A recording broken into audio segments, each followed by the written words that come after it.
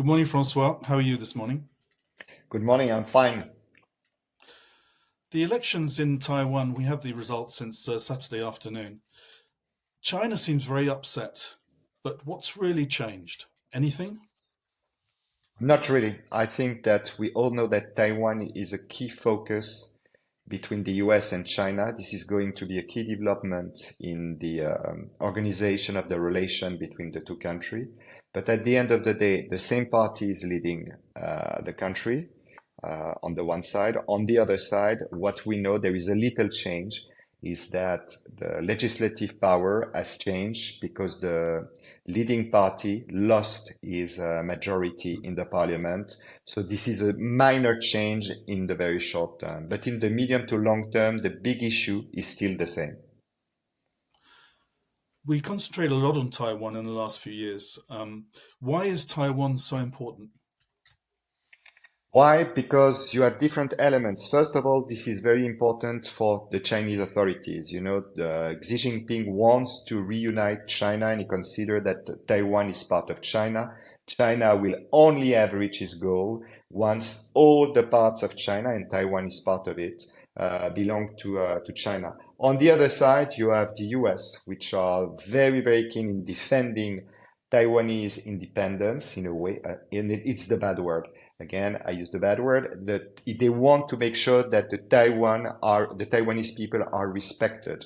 So that is very, very significant because as you can see over the last few years, the tension between the US and China on the Taiwanese issue has only grown.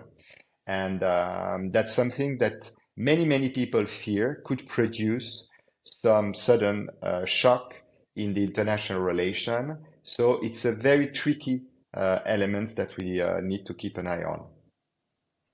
During the elections, the winner, the new president of Taiwan, Lai Ching-te, stressed several times that he wasn't looking for independence because, in his opinion, he already had independence, and Taiwan is already an independent nation. Do you agree with that?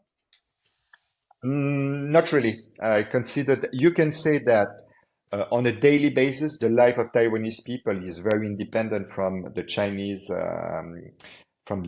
But nevertheless, this is not a country that is recognized internationally. There are only a few countries that recognize that Taiwan is independent. I know that recognition is not necessarily a condition for the recognition of an independence in fact, but nevertheless, it tells you that this is an in-between.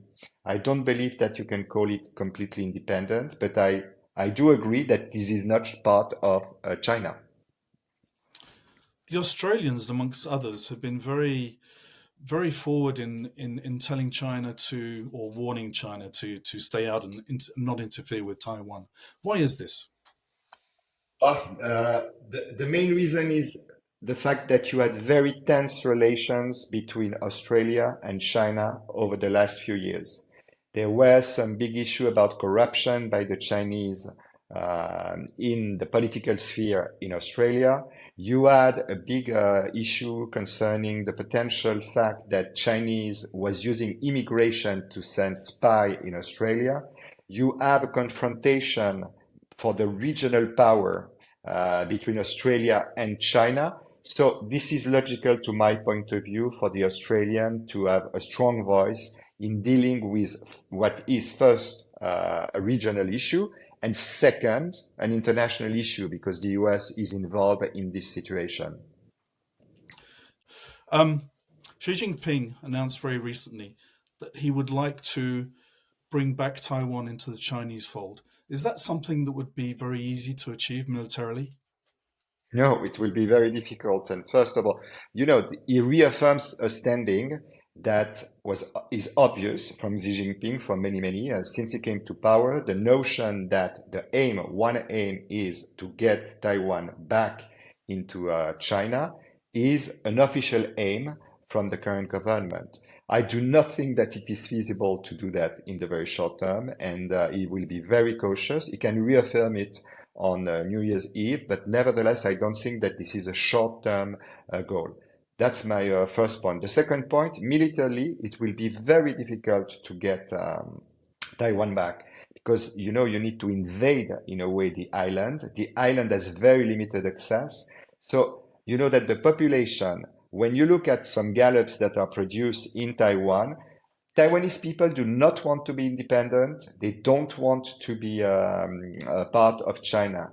If I say what they want is to maintain the current situation. I think that the Gallup says that more than 80% of the population want to have the status quo. So you need to take that into account because if you invade a country, you want the population also to be with you. And obviously, it doesn't have this kind of support inside of Taiwan. So militarily very difficult. I don't think that there is a will for reunification from the Taiwanese people. So in the short term, I think it will refrain from acting. Is this all about semiconductors? Are there any other reasons for the West wishing Taiwan to remain completely out of the Chinese fold? Semiconductor is a big part of it, yes, because we all know that the foundry of semiconductors is Taiwan, and they are producing a lot of what is the new raw material of the world, especially with artificial intelligence. That's one point. The second point is that the Strait of Taiwan is a key trade route for the world. You have a lot of goods through ships and etc. that is going through the strait. And so this is very important. It's not only semiconductor, it's also the impact it could have on exports and imports, so on trade and the ability to have free routes to trade. That is very, very important for the world. How does Taiwan import the raw materials it needs to make chips? They are coming, they have the raw materials coming from different countries through these trades and through the ability of ships to get to Taiwan. So that's one of the main way Is to get access. China one of their suppliers There of raw could be, material? yes, there are some relation between China and the and Taiwan, and both way. You have a lot of, some people say that, for example, the Chinese could put pressure on Taiwan by putting an embargo on some imports from Taiwan. But it would be quite silly because, the Chinese needs those semiconductors. They need this quality of goods because it adds value to their own economy.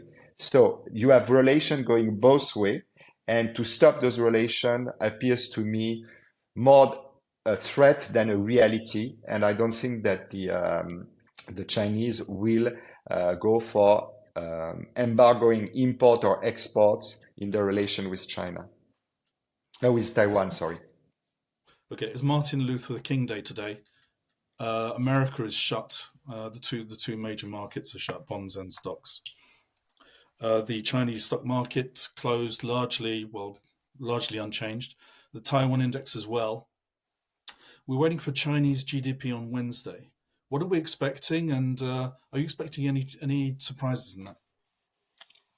I don't think so. When we look at the recent number, the economic number from China, there is no point in expecting that there is a significant surprise. What we expect is that a kind of stabilization of economic activity and no strong rebound, no strong slowing down. So there should be a continuation of recovery, slow recovery trend that should materialize in those numbers. Is this going to have an effect on the dire situation in the Chinese stock market of the last few years? I think that it has an impact. It has an impact because the recovery in China in 2023 was very disappointing. You have also things that are happening in China in terms of interest rates that are also impacting the development on the market. If today's market reaction was very small and there was no big move, it's because there was some disappointment. The Popular Bank of China decided not to lower interest rates because they fear that there is a risk that the currency is getting too weak, and so you have this element to take into account. So the situation, the market in China is dealing with a lot of uncertainties, be it on the real estate side, be it on the debt side, be it on the consumer sentiment. So it's all part of something that makes the Chinese equity, at least in the short term, not very attractive to my point of view. We're expecting Japanese inflation numbers on Friday. That could be very, very interesting. The Japanese have been trying to get 2% inflation for the last, as long as I can remember, 3 decades, I think. If they finally get what they have been wishing for and there's an overshoot, how on earth are they going to manage that? Okay, the big question was at the end of the day, end of last year, we discussed that already. The Japanese were considering if they should hike interest rates. Yes. And I think that there were discussion on the market about when will it materialize? Will it be by the first quarter, the second quarter of this year? And then you had this tsunami in the earthquake and tsunami in Japan. It makes the situation more complicated for the Japanese authorities, because it can have an impact on economic growth. It could makes this inflation number come down again.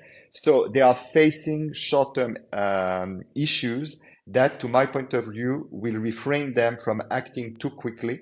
And moreover, last week we had some numbers that are telling the Bank of Japan that they can wait is the fact that the real wages came down again. So it's something that is very, very important. So I think that the Japanese authorities have time to act on their interest rates. All right. So there's no urgency for the moment. And do you think that's reflected in what's happening in the Nikkei index? Yes, it is yes, because it is reflected both on the Nikkei and also on the currency.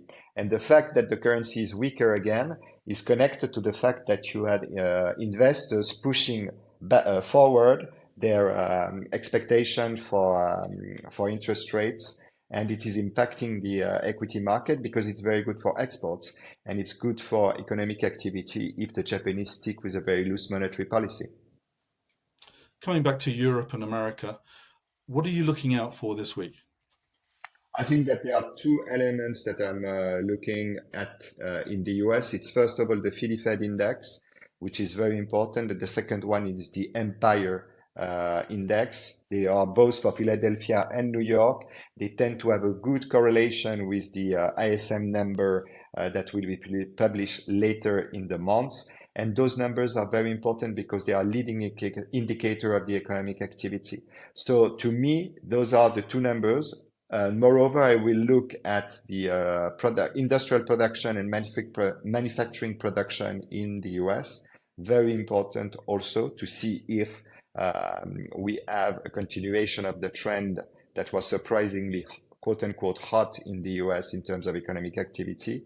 And in Europe, I think that we shall take a look at the CPI numbers that will be published. We want to see inflation coming down. We all know that there will be some spike up due to basis effect. So I will take a look at that very carefully. Francois, I think that's all we have time for today. See you next week. Bye bye. Bye bye.